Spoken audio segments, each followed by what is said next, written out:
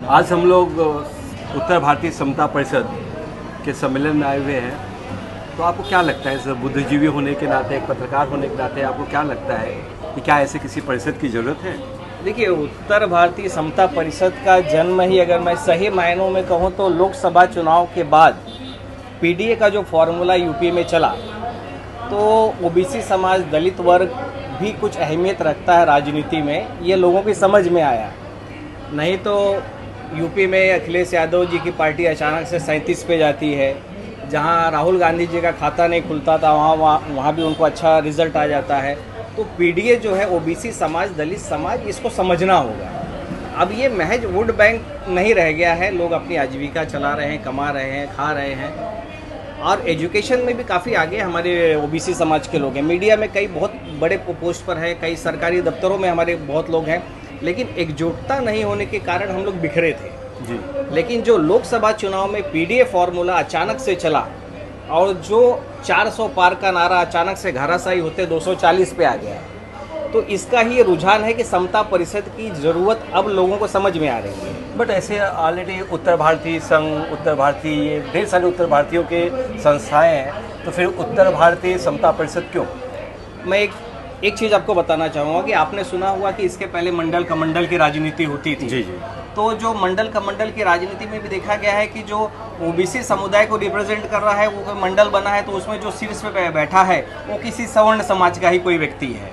तो वो दिशा जो थी वो ओबीसी समाज को नहीं मिल पा रही थी। यानी ओबीसी समाज को जो तादाद है, जैसा कि हम कहते हैं कि हम 50% हैं ओबीसी समाज है, 25% दलित समाज है, तो हम तो 75% हो गए भारतीय राजनीति में, जो अहम भूमिका रखता है अपनी। लेकिन होता क्या है कि हमें नज़रअंदाज कर दिया जाता है हर क्षेत्र में, और कुछ लोग जो हैं वो नहीं चाहते हैं कि ओबीसी समाज हो या दलित समाज हो वो प्रखर भूमिका में और कहीं उसका अस्तित्व दिखे, तो अस्तित्व दबाया गया। लेकिन अब समय बदला है, क्योंकि आपका जो अहंकार था आपको ये समझ में आ गया है कि वो नहीं चलेगा। इसीलिए राजनीति में पीडीए फॉर्मूला आने वाले समय में और ज़रूरत होगा, बशर्ते कोई भी राजनीतिक दल या कोई भी संस्था ओबीसी समाज को भुनाने का काम न करे। यानी इसका राजनीतिकरण नहीं होना चाहिए। नहीं तो यह समाज फिर अपने आप को ठगा सा महसूस करेगा कि हमने तो गुप्ता जी पे भरोसा किया था, गुप्ता जी भी हमें वहीं ले गए जहां हमें पहले शुक्ला जी ले गए थे। जी जी। तो हम जाना चाहते हैं गुप्ता जी के साथ, तो हमें गुप्ता जी सही दिशा दिखाएं, यही कहने का मतलब है। लेकिन लगता है आपको कि जैसे पाल समाज है, मैं यहाँ देख रहा हूँ पाल समाज है, यादव समाज है, कुर्मी समाज है, नाऊ समाज है, SC/ST वाले भी काफ़ी है, तो लगता है कि क्या ये लोग एक दूसरे के साथ में तालमेल करते हुए आगे बढ़ जाएंगे? नहीं लगेगा कि फूट डालो राजनीति करने वाली चीज़ें हो जाएगी इसकी? देखिए, लोकसभा चुनाव के बाद में पीडीए का जो है तो उसमें मौर्य समाज है, चौहान समाज है, तेली समाज है, गुप्ता है, जायसवाल है, बरनवाल, वो काफ़ी लोग हैं, ये बड़ी संख्या है। लेकिन मैंने जैसा कि आपको कहा कि राजनीति का शिकार नहीं होना चाहिए जी। कोई भी संस्था बनती है ना, तो उसके ऊपर पॉलिटिकल लीडर लोग उसको संस्था को हाईजैक कर लेते हैं और अपने मुताबिक उसको भुनाने लगते हैं। ऐसी नौबत किसी संस्था के साथ नहीं आए, क्योंकि ये पीडीए का फॉर्मूला, फिर मैं बार बार क्यों पीडीए कह रहा हूँ, क्योंकि अगर लोकसभा चुनाव में 400 या 300 भी हो जाता तो शायद समता परिषद बनती ही नहीं जी। न लोगों को लगता, क्योंकि अचानक से ओबीसी समाज इतना तेजी से जागरूक हुआ, दलित समाज इतना तेजी से जागरूक हुआ कि उसको लगा कि नहीं, ये तो हमें ठग रहे हैं।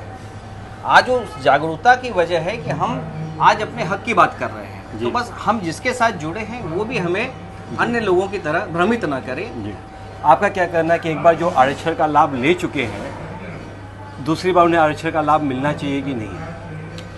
देखिए, आरक्षण एक ऐसा मुद्दा है कि इस पे हम आप जितनी बहस करें वो बहुत ही ऐसा है कि लोगों से जुड़ा भी है, कुछ लोग भावनात्मक ले लेते हैं। लेकिन आरक्षण के बजाय हम अगर ये कहें कि हम भी योग्य बने, तो आपको क्या लगता है कि महाराष्ट्र की भूमि में उत्तर भारतीय समता परिषद की तरफ से सरकार से क्या मांग रहेगी, या किन बातों को आप लोग वहाँ पे पहुँचाना चाहेंगे?